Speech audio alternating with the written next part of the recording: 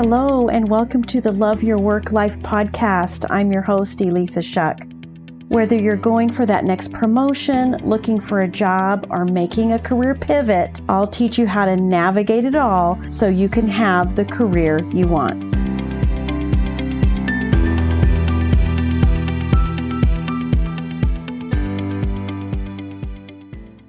Welcome to episode 57. I did a poll recently on LinkedIn, and the question was, what's your biggest job search challenge? And I gave 4 options to choose from. First one was crafting an awesome resume. The second one was finding jobs to apply for. The third one was marketing yourself in interviews. And the last one was negotiating compensation. And I have to tell you, the results surprised me a little bit. 19% of the people responded that their resume was their biggest challenge.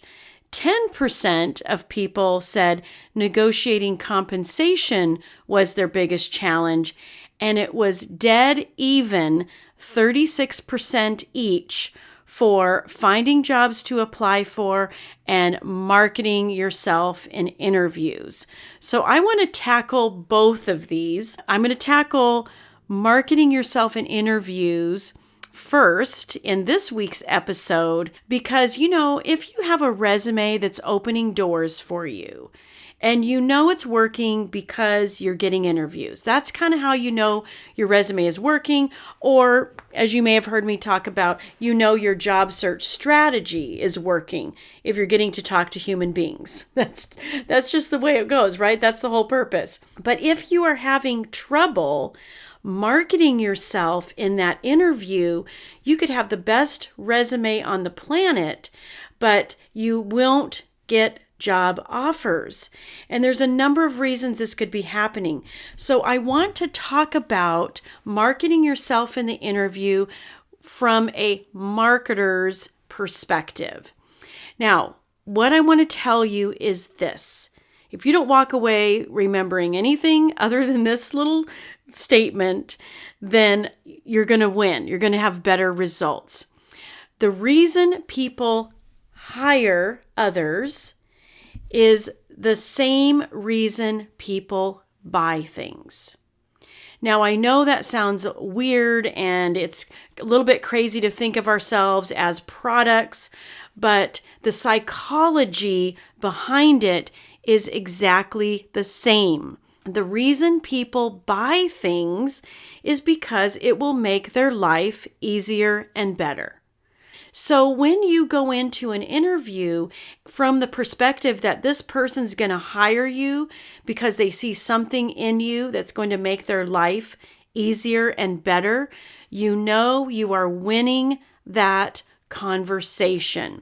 Think about it like this. There are reasons people buy things. Now, on the surface, it seems like we buy things to solve some kind of physical problem. You need a new outfit for that interview, or you want to have that new pair of shoes because it makes you feel good. Or the physical problem I solved not too long ago was I could not use my favorite casserole dish in my toaster oven. So I needed a new toaster oven. Did I really need one? Maybe. I was trying to solve a physical problem because the casserole dish I like to use the most during my holiday dinner preps and brunches and all the things that we do around here, I just couldn't take advantage of my toaster oven with that casserole dish. So I was solving a physical problem. But let's look at it a little deeper. There's also an emotional level to what we do as humans to solve problems. Now, let's go back to my toaster oven casserole dish example.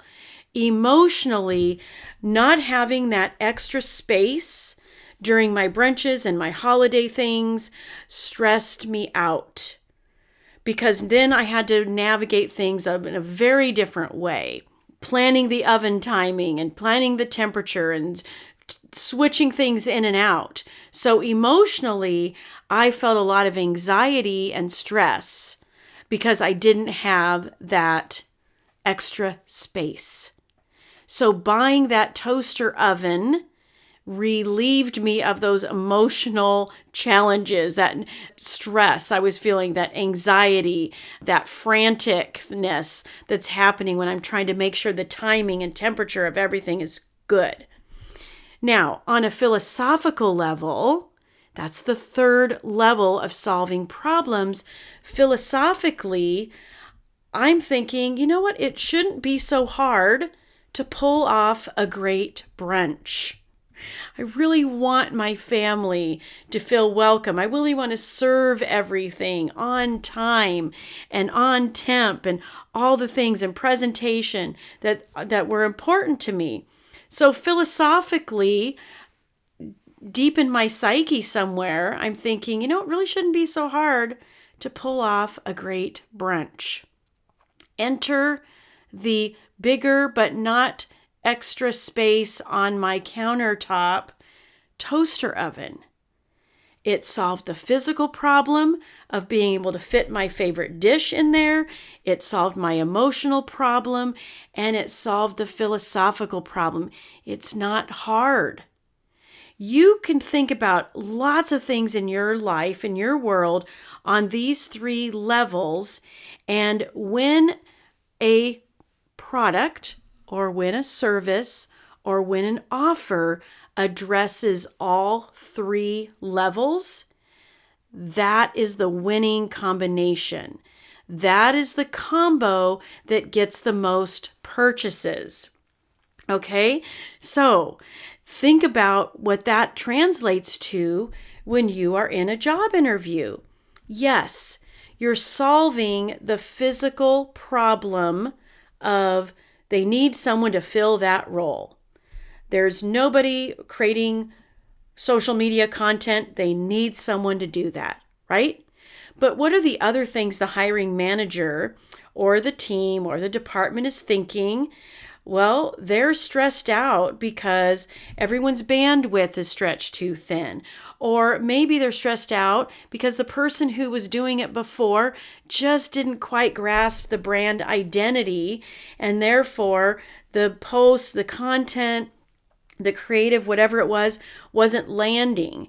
And therefore it was just, creating confusion even on the part of the customer, as well as not really hitting all the notes it needed to hit, and stressing out the team members, stressing out the managers, stressing out the executives, whoever it is that's watching that kind of thing. And then on a philosophical level, man, it shouldn't be so hard to find someone who can understand our brand identity, who understands the consumer that we're reaching out to, and who can create amazing content. When you think of those things with regards to the role, and you are answering questions that are being asked of you in an interview with those things in mind, the question they're asking, is this solving a physical problem? Is it solving an emotional problem? Now, someone may not tell you that they're stressed out, but once you understand the pain points and the aspirations, then you're getting some clues as to if those aren't happening, if those pain points aren't being addressed, if those aspirations are not being achieved, then you can imagine what might be going on an emotional level. And you can address that. And then there's, of course, that philosophical level. What are the other kinds of deeper pain points that someone might be experiencing?